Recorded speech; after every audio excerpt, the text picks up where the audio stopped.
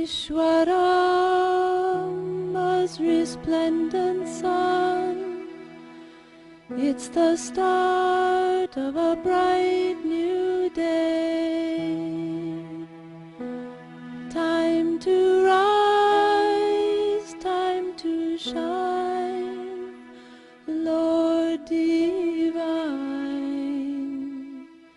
Time to lead us along life's way. Awake, Lord of Buddha party. Awake, O Lord, over all mankind. Awake, O Lord of compassion,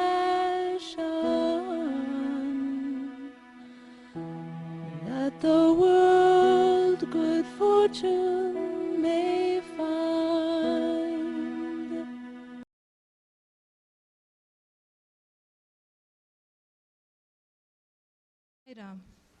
I'm not taking over as the convener. I'm just here to introduce Mr. Wayne Crowder from Atlanta, our next speaker. Mr. Crowder and I had an opportunity to work together at the St. Louis conference in 1988. And I was very overcome when he shared the intensity that I had about, with the belief that teachings have to be practiced. And when I had requested him to send me a little note about how he intended to conduct the study circles and all that, we realized we had a lot in common about that. And another thing we share in common is service. Mr. Crowder is a graduate from Columbia University and from the Harvard Law School, so he's a lawyer. He has served the Sathya Sai organization in several capacities, beginning with being the president of the center advisor, and now currently he is the president of the southeastern region of the Sathya Sai Organization of America. Mr. Crowder works for the, gosh, I got to read this part out.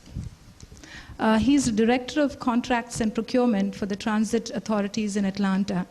And right now his schedule is very hectic and he's very busy because he's also involved with the upcoming Olympics in the city of Atlanta, which is next year. So in spite of that, he has made the time to come here to Dallas to be with us, and in spite of the heat. Mr. Crowder is involved in a lot of service activities, and he believes in living in love. He's involved with working with the homeless, and he was facilitated by the city of Atlanta for his work with adult literacy. And he's here to share his love with all of us. Welcome to Dallas. Sai Ram.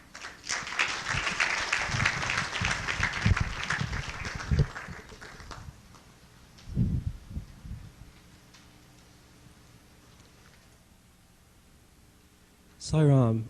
First, words from Baba. I have come to light the lamp of love in your hearts, to see that it shines by day with added brilliance. Only those who have recognized my love and experienced that love can assert that they have glimpsed my reality. For the path of love is the royal road that leads mankind to me. If you want to attain the Lord, cultivate love. This is the one lesson I teach always, and that is my secret also. I am love, I shower love, I share love, I am pleased with love. I bless that you give more and more of love to more and more hearts. Love is God. Love is the solvent for the hardest of all hearts. Without love, free, full, and selfless, no spiritual discipline can succeed. Without it, bhajan is a waste of breath, good company a waste of time, and meditation a self-deception. I do not come and go. I am everywhere present at all times. I am with you always. Your heart is my home. Wherever and whenever you think of me, I shall be with you. Whenever you call to me, I shall respond. When I sense your love, I must share it and allow you to share my love. That is the best of all communications and communions. The meditation of words is then unnecessary. Again, Sairam, it's really a pleasure to be here. I thank Uma and the group here and Baba for inviting me to come to Texas. It's great. When I walked into this prayer hall this morning, I saw all the smiling, fresh faces. Everybody was enthusiastic and alive and anticipating good things. Also, your altar is very beautiful. The camp is very beautiful. It seems that everything is just great. I'm really happy to be here. I thought that I would share with you some of my experiences with Swami on my way to experiencing and knowing that love is God, and that I would spend some time tomorrow talking about living in love. Like Naren, I was somewhat reluctant to accept the invitation to speak also because I'm really very quiet when I don't have to be speaking, and I thought, well, maybe I can talk about my experiences, some of them, but beyond that, what can I say? Nevertheless, I take it as Swami's grace that I am here to offer whatever I might, and please know that he is aware that I am completely dependent on him. He knows that from my heart as well as, of course, as the truth anyway. I understand that there are new people to Swami who are here today, and I will be keeping you in mind as I share my stories. The more I come to experience Swami, the more I feel like a new person too in many ways. So we do have much in common.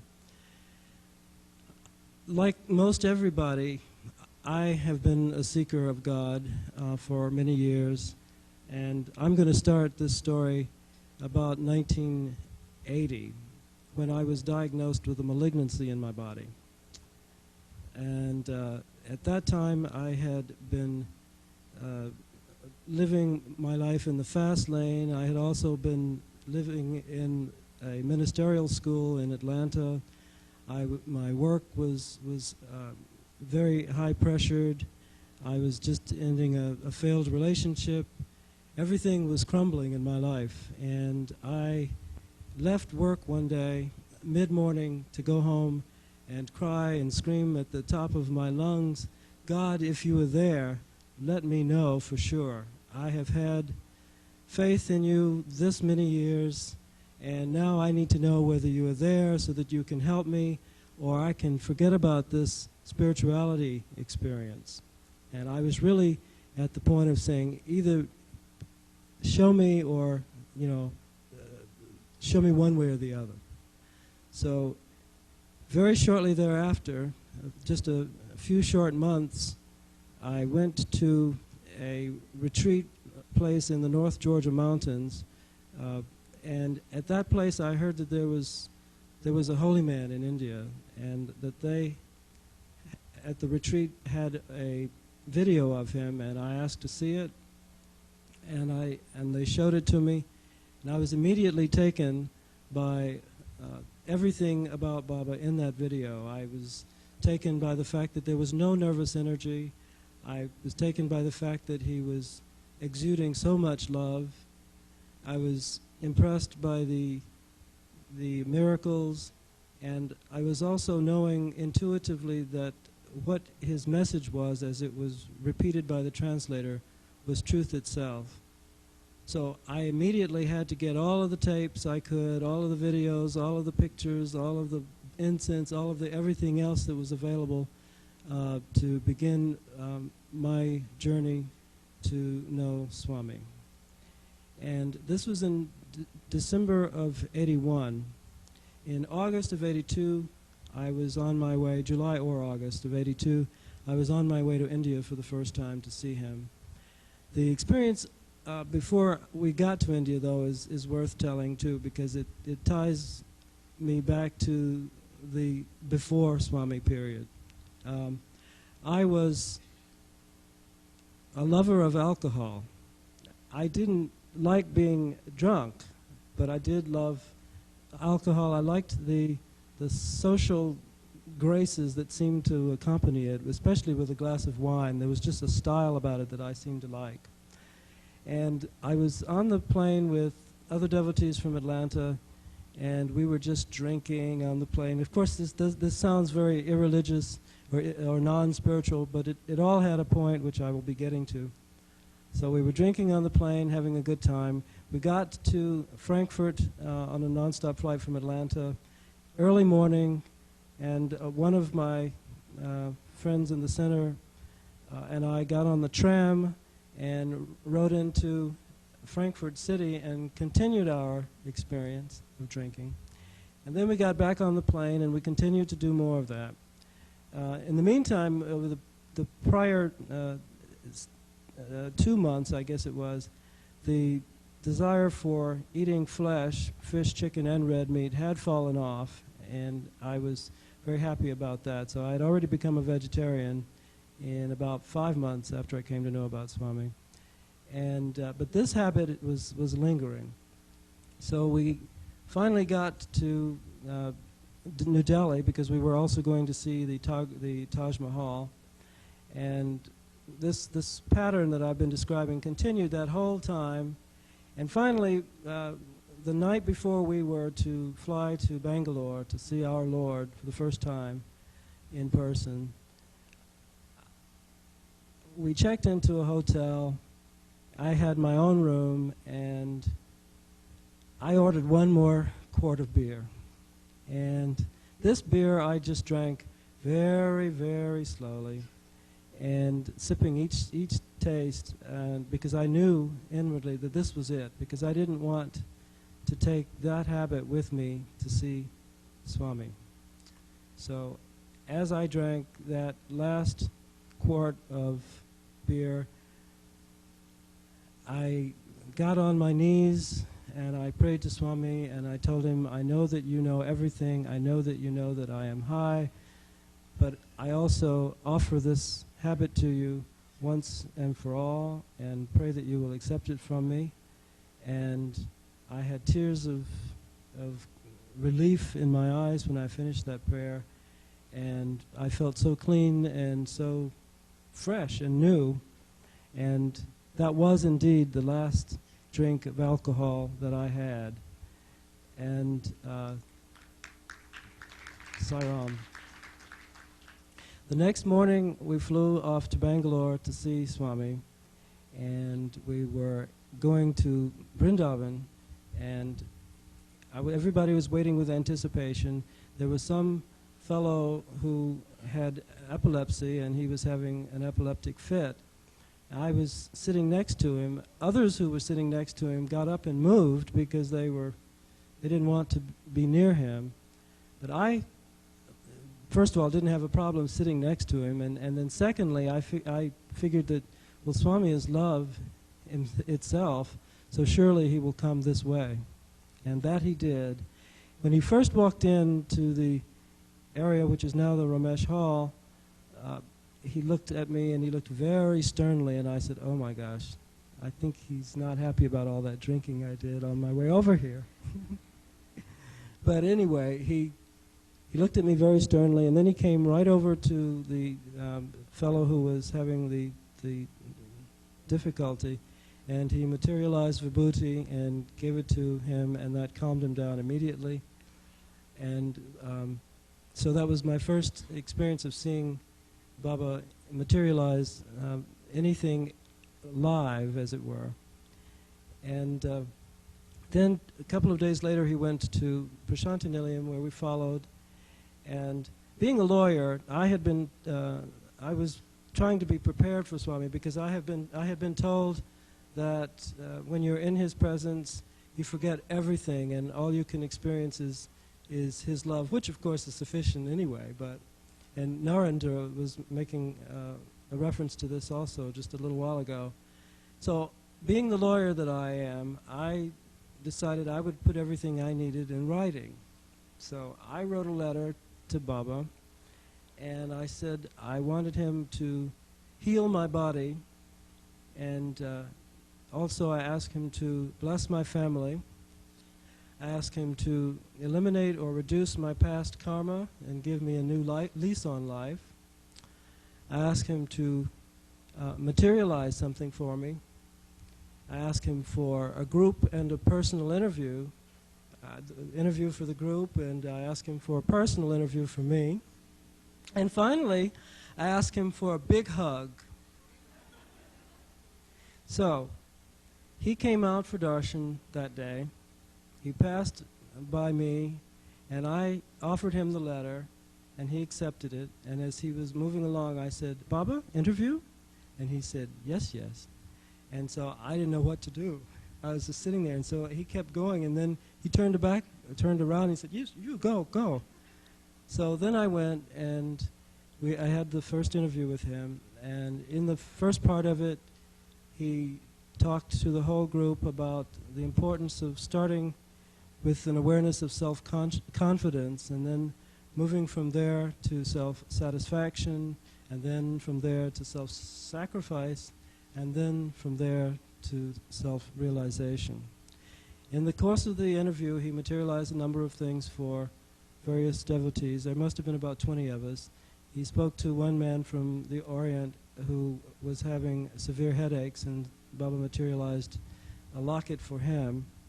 He materialized vibhuti for a lot of people, and he also materialized a japamala, a green jade japamala, and I was sitting about the distance between my two hands here from him, and it was very impressive. We could hear the noise as it was entering this materiality, and he grabbed it at the top to hold it, and then he gave that one to somebody, and then he sang Love Is My Form for us, and then he started the process of calling people in for private interview. Well, he called, it seemed like all 19 other people, and I was really struggling because I was saying, well, now, Baba, I've had this much faith in you this long to get here. I really prayed that you're going to call me in for this private interview that I'd asked for. And so finally, after he had talked to everyone else, he did come back to the door leading into the private interview room, and he said, "You, sir, come please." So I was, of course, ecstatic. He talked to me about some spiritual instructions that I needed to have, which alone would take at least this lifetime to try to master, I would think, and if hopefully just this lifetime. But anyway, he also asked me to raise my shirt, and I did, and he materialized some vibhuti, and he rubbed it on my stomach. And I said, "Baba, you know I've been diagnosed with malignancy in my body." And he said, "Yes, yes, I know." And then I said, "Well, am I all right now?" And he said, "Yes, yes, yes, yes." And then he said, "I worried too much about health and wealth, and not to worry because he would bless." And after he finished talking to me, he did like this. And that was for the big hug. So he gave me, I got to hug him, we had a big hug. The best hug I've ever had. And in the meantime, I had also carried with me a severe back pain that would not allow me to lower my neck, my chin to my neck, my shoulder, my whatever this is, chest. And after the interview, one of the devotees from the Atlanta Center and I went back to the room in the ashram that we were sharing, and I began writing everything that I could remember so that I could be sure that I didn't forget anything. And in the process of writing, I did like this almost by mistake, and I realized I could do it. And then I was still not having total faith, so I just kept writing for about 30 or 45 minutes. I didn't even say anything about it. And then I did it again about 45 minutes later, and suddenly that pain was gone, and I'd had it as a result of the medicines I was taking for the malignancy, and the pain was gone, and it has never come back before, nor have I ever been treated for the same malignancy again since that trip. So that was one way I believe that Baba had of giving me some of what I wanted so that I would come to want what he has come to give. And that is the awareness of who we are, of our divinity, of our oneness with him. So I felt that I was really, really on a roll. And he 2 days later, he called me in again. And again, another private interview. And in this one, he asked me whether I was happy now. And I told him I was happy, although with some of the instructions he'd given me on the spiritual side, I felt that I had an awesome responsibility ahead of me. So I was feeling great, but I was also feeling that there was a lot ahead in the way of responsibility. And then he said, "When are you leaving?" And I said, "Tomorrow, Swami." And he said, "Well, before you go, I will make a locket for you." And so once again, I was just really so happy and, almost licking my chops or whatever you call it, and just waiting for the next morning. The next morning came. I was sitting right on the front row in darshan. He walked right over to me. He allowed me to have Padnamaskar because I just, I knew that as soon as I lifted my head, he would have my locket ready. Well, I had a lesson in this because as I lifted my head up, he was on his way. And I was saying, "But Baba, the locket, you remember the locket?" So he kept going. He didn't even look at me. He was appearing to ignore me. So after darshan that morning, I was totally confused. I said, because I was a new devotee. I talked to the people in the accommodations and public relations. I said, I need to go up to see Baba at in the interview room to get my locket. He said he was going to make me a locket. Well, everybody was very nice to me as they tried to calm me down. And they said basically, well, if Baba really intended for you to have it right now, I believe he would have given it to you now because, he knows everything. So I gradually began to calm down, and I ended up leaving the ashram that day without my locket. Although I did leave having been cured of the malignancy. So, which of course was very special. And he also told me in one of those interviews to come back within a year. So I wanted to make sure that I was back within 365 days. And I barely made it, but I made it. I was in quite a bad state of mind. Everything, all of the issues of sadhana, of spiritual discipline began to come up in my mind, and very little was worked out, very little was clear, and I was just really a basket case. So much so that one afternoon in darshan at Vrindavan, I offered Baba a letter in which I asked him to please let me go and let me come back another day. So he took the letter and he looked at me sternly as if he was pretending to be upset, but I left.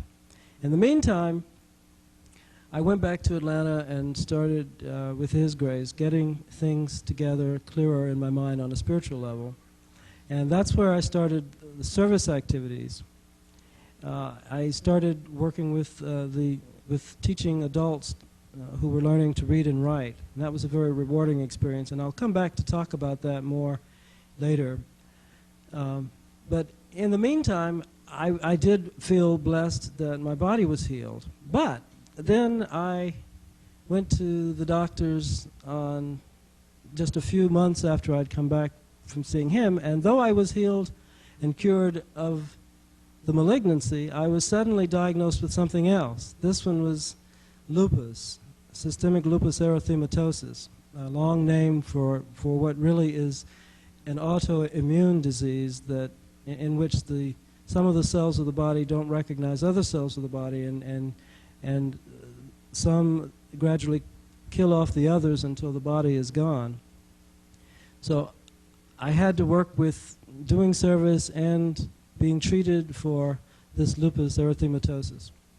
Well, I managed to come to the conclusion that I would simply do the best I could for as long as I could in terms of being of service to others, and just let the rest be up to Swami, as it is anyway. Then in 1984, I did go again. This was the third time. And 3 days after we were there, I decided I was not going to ask him for an interview this time. I guess maybe I was growing a little bit. I decided I would be surrendered, and if he called me, I would be very happy, but I wouldn't ask for an interview this time.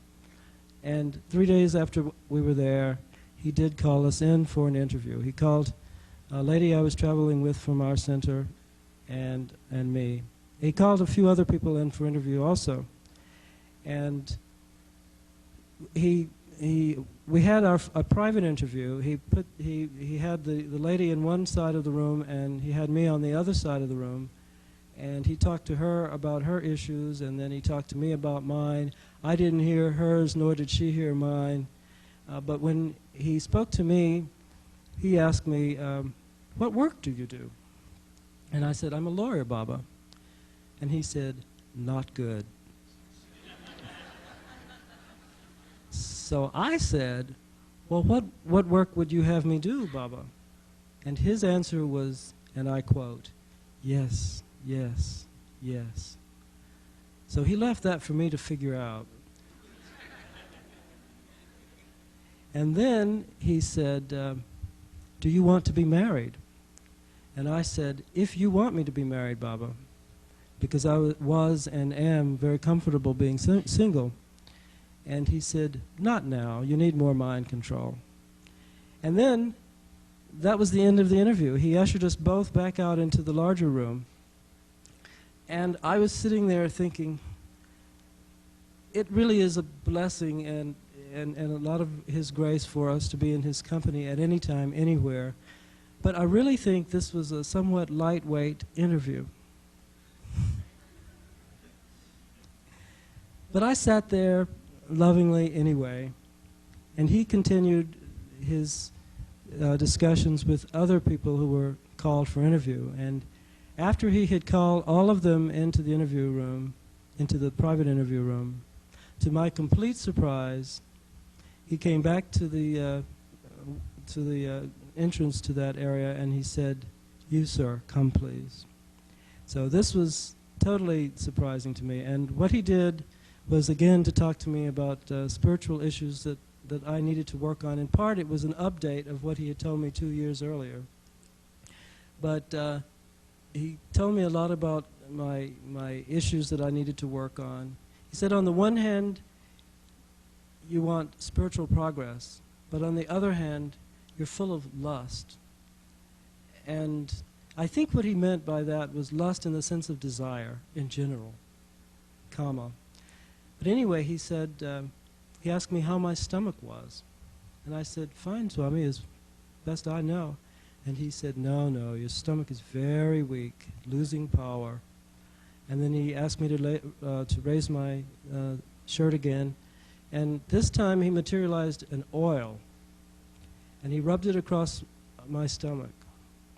And this time the result was an emblem of his made out of my skin that was about the size of a $50 that stayed there in the same place immediately below my navel for 3 weeks. And he didn't say anything about what he was doing, nor did I ask. All I know is he told me that I'd have a very good future. And he also told me some other things, and then he led me back into the interview room. And when I got back in the outer interview room, I sat there. And at this point, in hindsight, looking back on it, I would have to say that this experience that I had then was the closest that I can imagine to actual experience of oneness with all there is.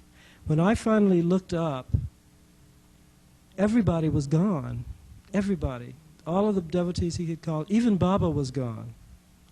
He had left the door to the interview room open, and he was halfway down the mandir, and he was looking at me, smiling, as if to say, "So you think I'm lightweight, huh?" So for the next 2 days, I was in such total bliss that I got virtually no sleep. Until finally I was praying for sleep, and in retrospect, I'm sorry I was, because I should have really surrendered more fully to the experience of that bliss.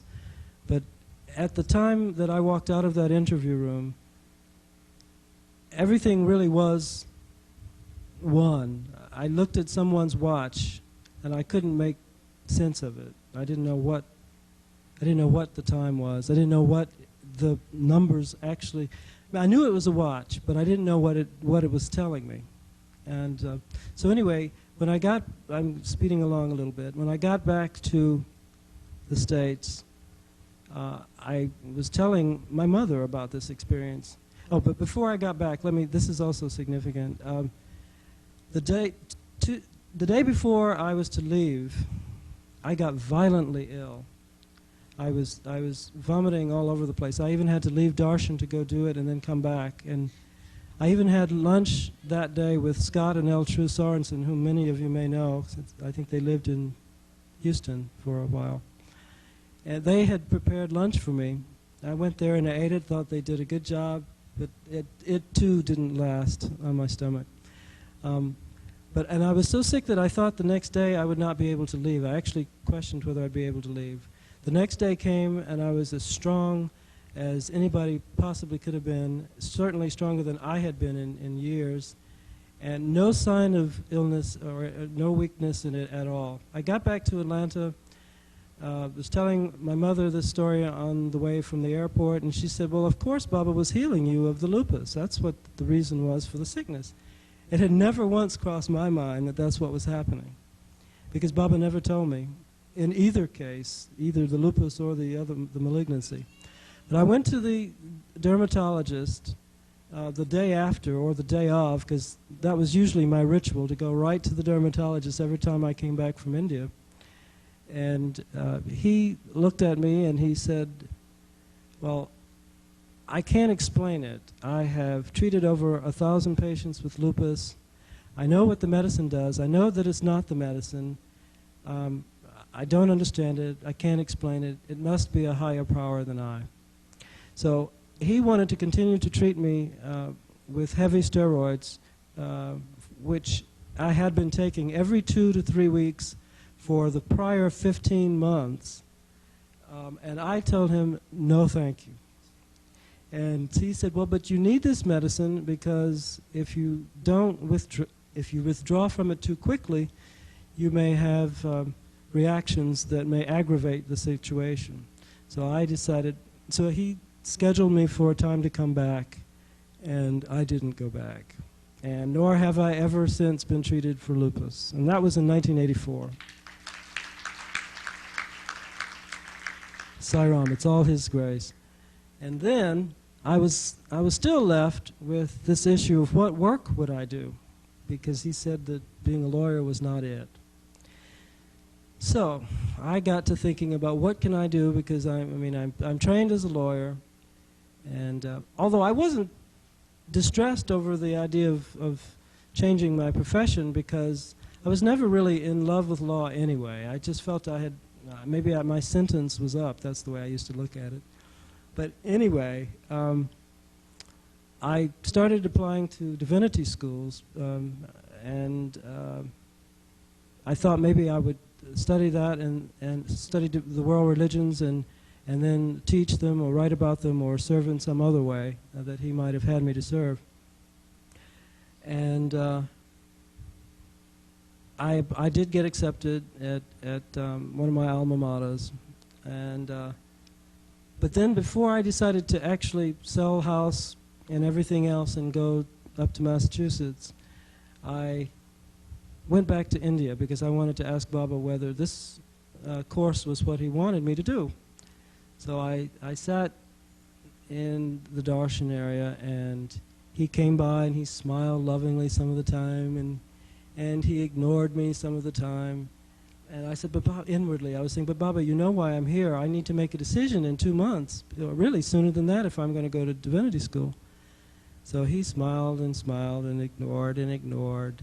And then finally I got the message. I said, well, okay, if I'm not getting an interview this time, would you please just walk by me and just grin broadly and show me that you still love me, although of course I know he is love and we are. So indeed that's what happened. He walked by and showed me that he did indeed love me, and he must in the same process have given me some guidance on a subtle level, because immediately within the next 48 hours it was very clear to me that I did not need to go to divinity school, and that indeed going to divinity school might in fact have been deleterious rather than advantageous, because of the likelihood that we would be intellectualizing God and leaving out the heart. So I still did not know what to do, and this was something I struggled with for a year, or really a year, because it was the year prior when he told me that he did not want me to practice law. So finally, one day I went back up to the spiritual retreat where I came to know of him, and I the very first night I had a dream, his dream, and we were talking in the dream, and I asked him, I told him I was planning to resign the following Monday. This was Saturday morning. And he said, not now, not now. So once again I was confused. I didn't know what to do. So I did not resign that day. However, this was, the 60th birthday was coming up just a few months later, and I was determined that I would not be practicing law after his birthday, with or without another job, or with or without some other guidance. So I had already gone, as I just mentioned, to see him in July, and the 60th birthday was going to be November, so in October I decided, well, I'm buying a ticket to go to see him again. So in October I gave my notice of resignation, and I did not have a clue as to what I would be doing. But I went through this process of trying to determine what was more important in my life at that time. Was it Swami, or was it any number of other issues and activities and events and crises in Atlanta that I could dream up as being more important? So I finally decided that he was more important. And about, I guess about the time that, just after I gave my notice of resignation,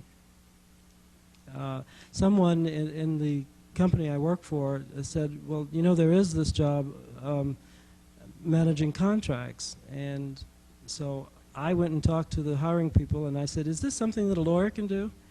And they said, yes. And I said, well, I'm interested. And they couldn't believe I was interested, because I was already in the law department of this firm. And I said that I was. They couldn't believe that I was. I couldn't believe that they were happy that I was interested.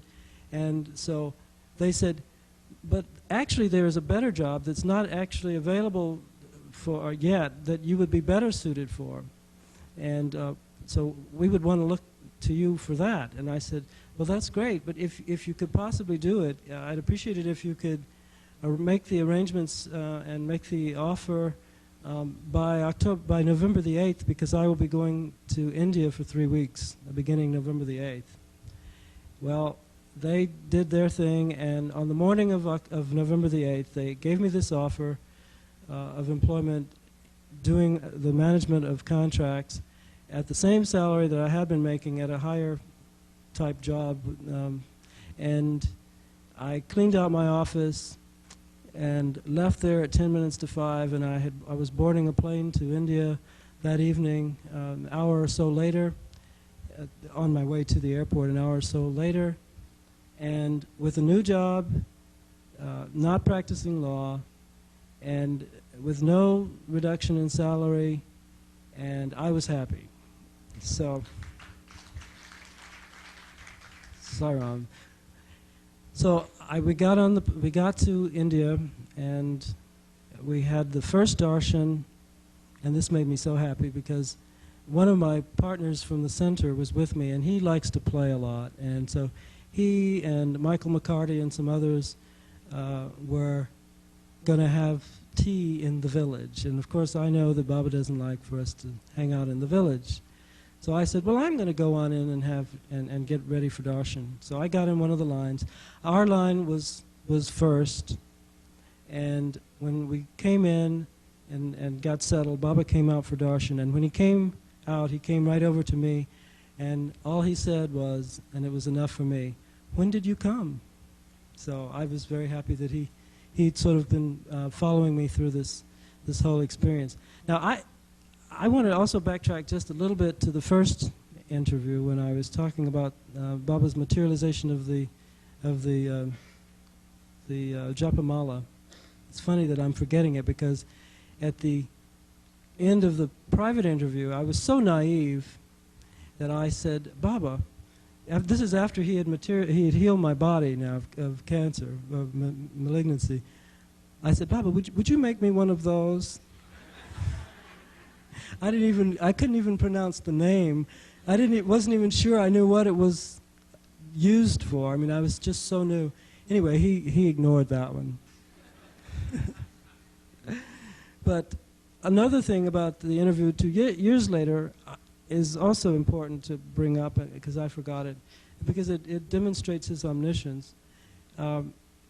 After he had materialized the oil and rubbed it on me and materialized it and blessed me and did everything else, on the way out of the room this time, on the way out of the private interview room this time, I said, Baba, 2 years ago, this was about the locket, 2 years ago, and he stopped me. He said, yes, I will give this time. So I didn't get to finish my sentence. But did I get the locket? Well, I think yes and no. The locket, I believe, was the emblem that he made of my own skin on me that probably was in some way a locking of the disease, of the illness. So I wanted to share those stories with you because, as I said, I think they give some indication of a great deal of indication to me anyway, of his love for us and of the way he draws us to him in so many different ways. In that first experience with him in the interview room, I was just new. I felt so new because I had never experienced love like his. I'd never experienced true love before, and his love really did give me so much self-confidence. It gave me self-esteem because I said, well, goodness, if he can love me, surely I can love myself. So I got busy with the business of loving myself, and of course, throughout all of this, which was the supreme blessing of my life, I also was carrying the sense of this responsibility for changing my life, because believe me, as many of you I'm sure know, he was turning my life upside down, or perhaps to put it in his words, downside up. So nothing was the same anymore. The people who were friends of mine just seemed to drop off because I guess partly maybe because I wasn't supplying them with our mutual joy, prior joy of alcohol or whatever. But they were dropping off, and I just began moving more and more into the service area. And as I said, the first service that I was doing was working with adults who were learning to read and write. That was a very, very rewarding experience because I could share some of Baba's love that he had poured into me in those interviews with the people who were in my class. And it was such a joy to see them responding to that love, and realizing that this was beyond the ego, the body-mind ego complex with the form name of Wayner, that this was really his love that was in action. And the students were learning to read and write, and then we had graduations for them each year. I did this for 7 years. Students would have a graduation to recognize and honor their achievements, and such a touching experience. You could barely keep your eyes from tearing. And other service activities that we've done in the Atlanta Center together have been associated with feeding the needy. Our first project as a center was to work with what's known as the Atlanta Community Food Bank. This is an organization that collects food that is donated by major grocery stores, and we would sort through the foods and cans, boxes and cans, to repackage that was still good and to throw away that was not. And this repackaged food would then be available for purchase by organizations that minister to the homeless and the needy. And so we did that project for a while, and then we decided we wanted to have more contact with people as a group. It was a good service, we thought, to sort out the food as we were doing, but we wanted to have more contact with people and really touch those who were distressed and diseased and needy in that way. And so we then began a project that involves making sandwiches and bringing fruits and sweets and drinks and clothes and everything, and people bring those to my house, and we package them up in sandwich bags, and then we have bhajans for a while and darshan music, and then we get in our cars and caravan to the various places in the city where the homeless can be found during the day. Whether they're under bridges, sometimes they're in parking lots, sometimes they're in parks, sometimes they're on the street corners. But we would find them, and we still do this. We do this 3 Saturdays out of every month. And we have gotten known now to many of the homeless, and some will say, as they did last Saturday, well, where's the banana man? Because one of our devotees brings bananas usually, and of course we joke lightly with the group, with the guys and the ladies, and about potassium, and then they also like the apples. We bring them all kinds of fruit, but this also is a very rewarding experience, because we never know what we're going to experience with these people when we go. Sometimes we'll go out and it's just a kind of a party carnival atmosphere where we're just sharing love without calling it love, but just and seeing each other as divine, or we're seeing them as divine, just as we are. And sometimes someone will just want to pull one of us aside and tell us the story of their lives, or a good portion of it, and so we respond to that and have the time for them to do that. Sometimes they want us to pray for them, and usually when we're asked to pray for them, we'll say, well, why don't you pray? Why don't you pray? And we'll all grab our hands together and in a circle, and then that person will pray and really touch all of us. And sometimes our faces are all wet with bliss and love. And sometimes we come across people who are so apparently ill that they may not even talk. There's one fellow I think of right now who doesn't talk. One of his feet is bandaged up. He can't even wear a shoe on it. And he's always in the same clothes all the time. But we try to get to him too with Baba's love, and I think we are succeeding there. He at least he nods his head now when we ask him questions sometimes. He still doesn't open his mouth, but anyway, so that's just another of the types of experiences that we have of offering and sharing God's love. And another service project that we do on a monthly basis is to work in the nursing home, where we sit with the residents and let them talk to us about whatever is on their mind. They often need someone to talk to. And many of them have Alzheimer's disease, and they will forget what they've told you almost as soon as they've told you. But they tell you anyway what's on their minds and on their hearts, and we listen and we encourage them to talk. That's also another good way of experiencing Baba's love. I've been back to India many times since 1984, and during these more recent trips, the work has been much more inner-directed, much less emphasis on interviews, much more emphasis on what he has come to give us. So he's shown me his omnipresence and his omniscience in so many ways, and his omnipotence as well. So the interviews and the experiences in India since 1985 really have been focused on inner things.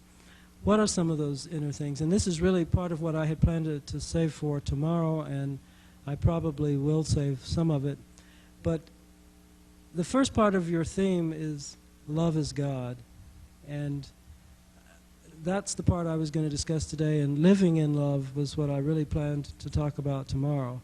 But love is God means to me that God is truth, God is compassion, God is purity, God is unity, God is kindness, God is beauty, God, and we are all of these things. And as soon as we come to realize that, we will really have achieved the purpose for which he and we have come. And I'm really very happy to know about that, because I can talk about it, I can intellectualize about it, I can think of my head on his lap throughout the day, but there are also times during every day when I forget. And maybe this is some of the experience of some of you as well. But he is indeed love. Let me just touch a little bit on some of what I'm going to talk about tomorrow, and let tomorrow take care of itself. Now that Baba has given me enough for me to know that he is who he says he is, and that I am and you are one with that truth, there are so many issues to deal with. Let's see, to start, first of all, service, of course, is one of the things he wants us to do. And for the benefit of the newcomers, what he tells us is that he would like to see us remove the vices of lust and anger and greed and attachment and ego and hatred, pride and envy, and in their place to instill truth, right conduct, peace, love, nonviolence, selfless service. And he gives us many different tools, techniques to use to accomplish his objective. And all of this is, again, leading us towards the ultimate discovery of who we really are. But those tools include bhajan, meditation, prayer, service, recitation of the name. And so he's given us many of these tools. He also, in my experience and probably in yours, comes in many dreams, and I've heard lots of different opinions about the significance of those, including his comments. But sometimes even the dreams are a good way to come to have some insight about what he might be wanting us to know. I don't exactly know what the insight was on this one particularly, but since it comes to mind, I'll share it. I thought it was kind of neat. And that was, I was in the Bombay airport on my way in the ticket in the ticket line, about to board a plane to Bangalore, and I was telling someone else in the line just about where I was going and who I was going to see, and about the fact that this holy man, Sai Baba, can really do the miraculous. All he has to do is just move his hand like this, and he can materialize vibhuti. And in the dream, vibhuti was going everywhere out of my hand. So I thought that was pretty neat. But anyway, back to some of some of what he wants us to work towards: the truth, the right conduct, the peace, the love. Narendra spoke a little bit about this earlier, but some of what I think is a good tool to accomplish what Baba has come for us to accomplish can be found in such things as prayer, meditation, devotion, surrender, faith, and so on. I think in some of the examples I've given you, I've shown you his omniscience and his omnipotence. Let me also say that with prayer, when I first came to know about Baba, I would pray for things like, I prayed for the healing of my body. My letter was the prayer. I prayed for things, and as I have, I guess, grown some with his guidance, now the prayers are not for things anymore, not even for health. They're really just for his grace. They're for his love. They're for his blessings. They're for his mercy. They are for strength. They're for humility. They're for courage, for forbearance, forgiveness. As a matter of fact, Narendra also referred to forgiveness. Baba says about forgiveness that we find ourselves getting involved with trifles and involved in caring what others do to us or say to us, as opposed to focusing on him, focusing on the truth. He says, be unaffected, be unaffected. And that's really one way of looking at forgiveness. And I've had my troubles with forgiveness. For example, I've been known to be sitting in bhajans, singing bhajans with a full-throated heart, so to speak, and then thinking about how could she have done that to me, or just how am I going to work this out, or just wait, this is not over, So, so I'm sure that at least it's my experience that I've not always been one-pointed. In fact, more often than not, but it is still the goal and the path to be one-pointed in being able to forgive. And as I said, with prayer, the objective there now is simply to surrender myself to whatever is his will, because I discovered that after I tried handling my life by myself, what a poor job I did. I really messed it up quite royally. And that's the time, back in 1980, when I left work long enough to go home and cry about it and say, if you are real, please let me know, speak up. And of course he did in a very big way. So then surrender, of course, Baba says, is really another way of realizing our oneness with him, and that so he knows so much better than we do what is best for us, that praying for specific things is I think not the highest way of really progressing. Another thing I found out too is that if you do pray for things very hard, sometimes they come. And you might not want what comes. And so that's another reason that I think I have found it best to just be surrendered as best I can and ask for his grace and his blessing and for him to lead me where he will lead me. What else? Meditation. He says, with regard to meditation, that meditation is the process in which the meditator and the object of meditation and the process of meditation are all one. And that is really,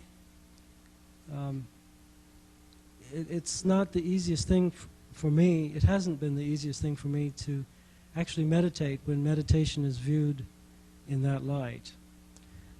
But I do know that if I've never meditated more than once, it was in that experience in the interview room when he had left me and all the other devotees had left. And I know that at that point it was all indeed one.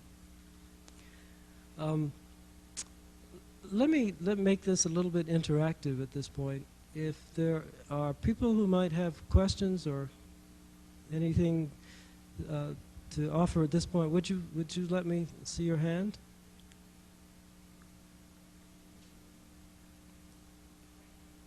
Oh, yes. Uma. Is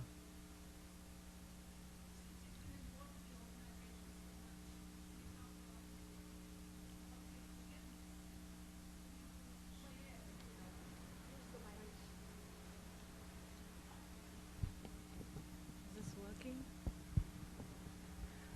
Since you worked with the organization for so many years and so long, could you share with all of us about how we could use this quality of forgiveness working in the centers? I think that's a great question. Thank you, Sairam.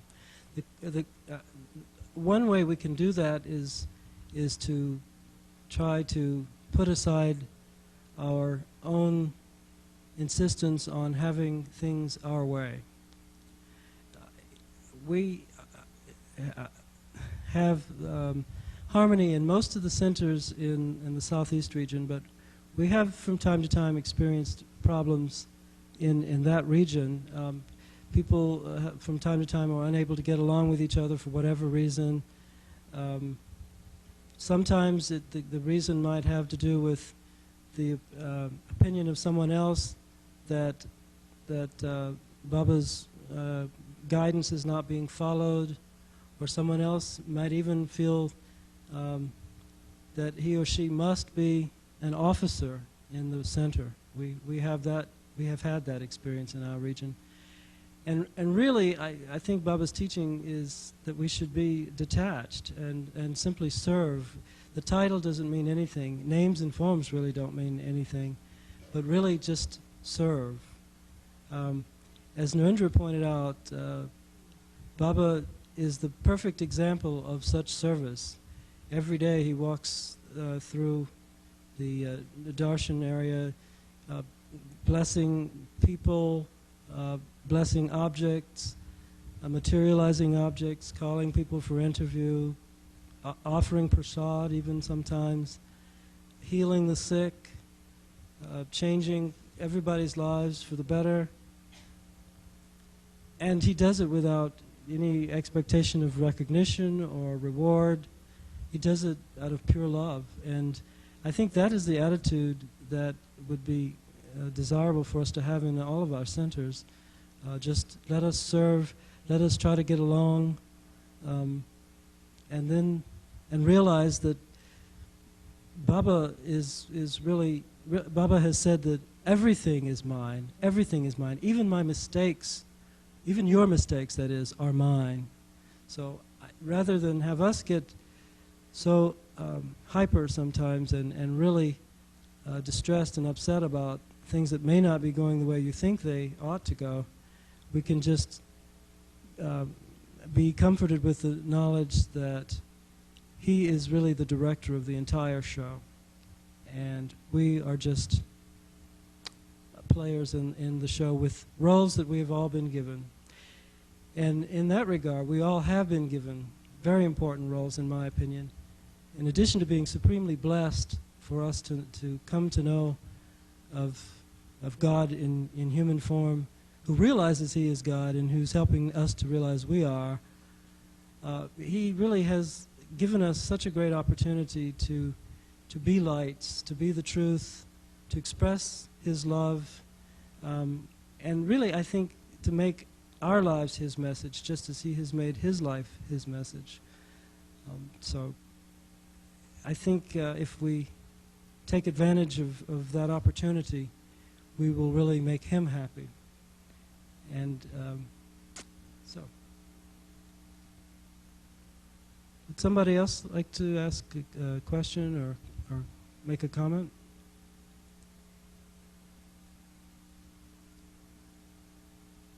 Okay. Oh. I have absolutely no regrets about not being a lawyer. I've never looked back. I didn't want to be like Lot's wife who turned into a pillar of salt for looking backwards. This is something that was in the Bible. Okay, well, if there are no more questions, I don't know what time it is, but this is... pardon? Okay. Okay, other questions then?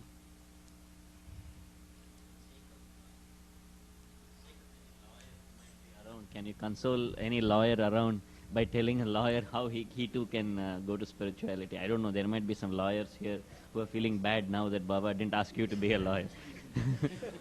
Well, what I would offer is that while he has said that lawyers are liars, he has also given this guidance to me about not practicing law. And I cannot say that the guidance he has given me is applicable to every other lawyer, because lawyers do serve a role in our society also, because in addition to maybe having their darker side, some of them, they also can provide a lot of help for the oppressed, the needy, and really for everybody who needs the services of a lawyer. So all I can say is it's an inner thing. I would never presume to say that anyone in the audience who is a lawyer should not be. And in fact, I still have my license to practice law. I still keep it active, although I do not actively practice law, nor have I since his 60th birthday. Yes.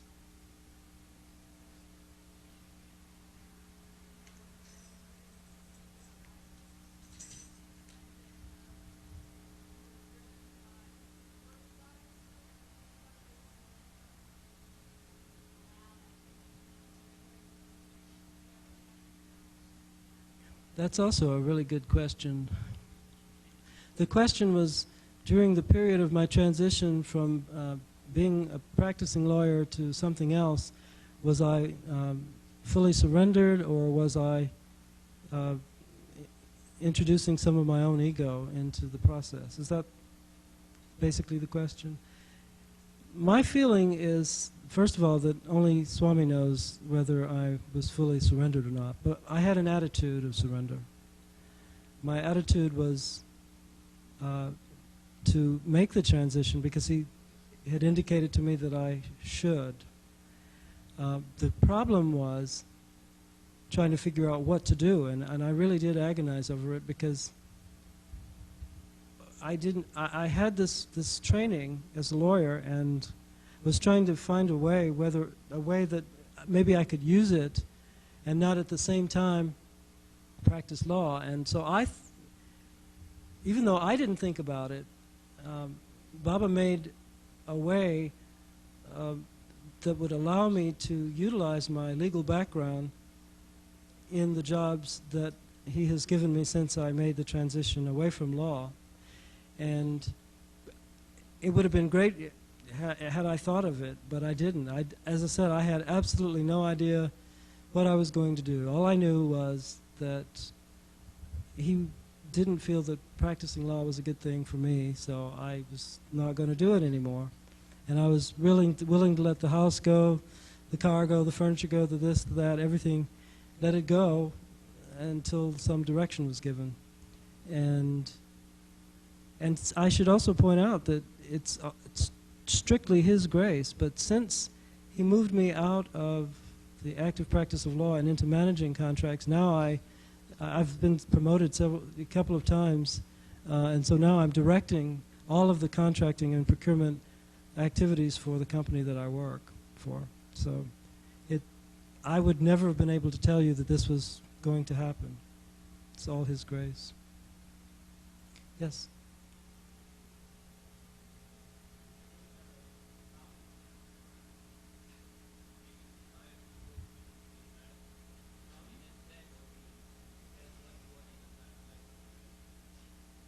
Yes, I agree. Because there are times when, excuse me, is there another hand back there? Oh, okay. No, there are times when people might have a tendency to take the advice given to one as advice for another, and very often that may not be the case because only Baba knows. Other comments? Questions? Yes, sir. I'm glad to have this exchange because everybody looked so alive and enthusiastic and excited about life when I first got here and fresh, and I would like to share some of that. Well, this working?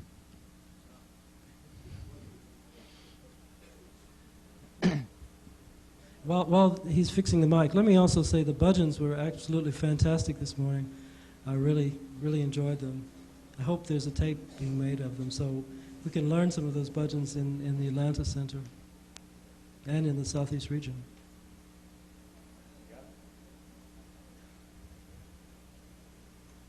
I don't like to lose the questions because that's part of your answer. I liked Uma's question on working in the center and so forth. I've attended lots of seminars of different organizations and so forth. And one thing that a man brought out, he said we were ruled by our takes. In other words, the way we choose to take things is the way it is.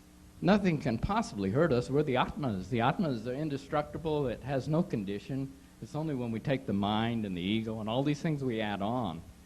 And Baba says in several things, always forgive. So it's our choice. Always forgive. And I see everything you were talking about. Your life changed because you chose to take it a different way.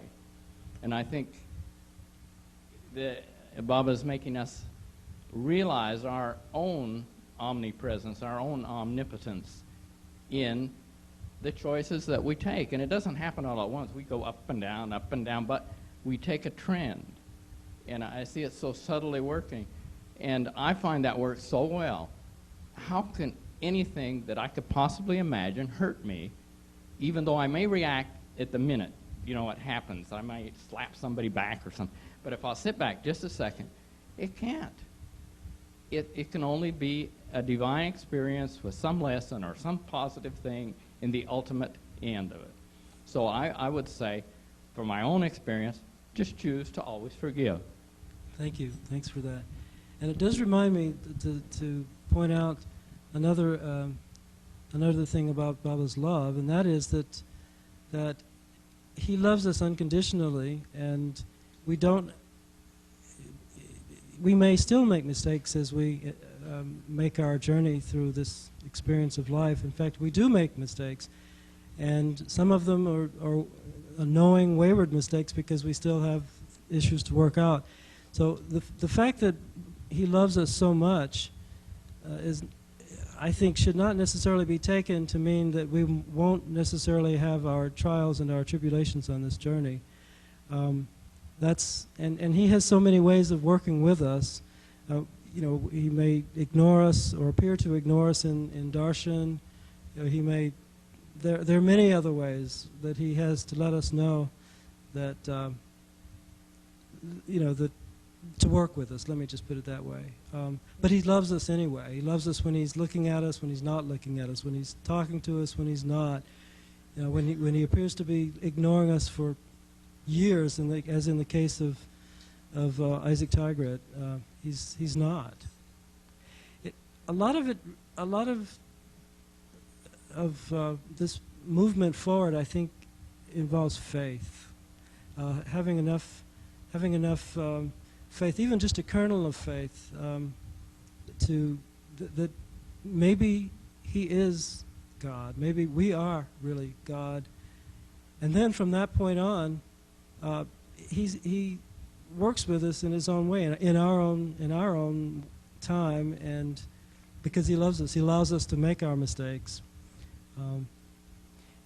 This is one of the reasons that talking for me is so difficult, because he is everything, and everything is related to everything else, and let me see if I can say that so that I make sure you understand me. Prayer is related to surrender. Surrender is related to faith. Faith is related to love and trust. And service is an expression of love. I mean, everything is related. And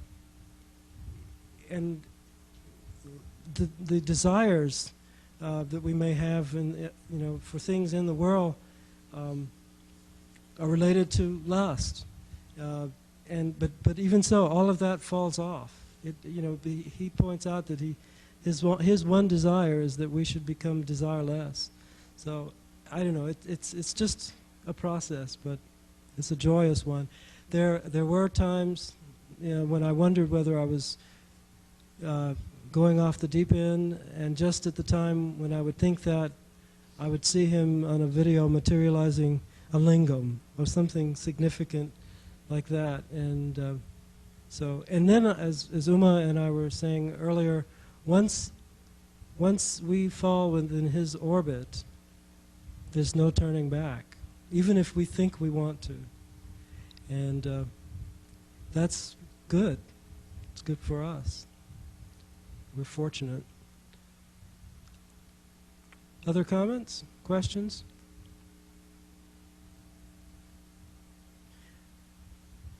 Okay, well, if there are none, thank you, Sairam.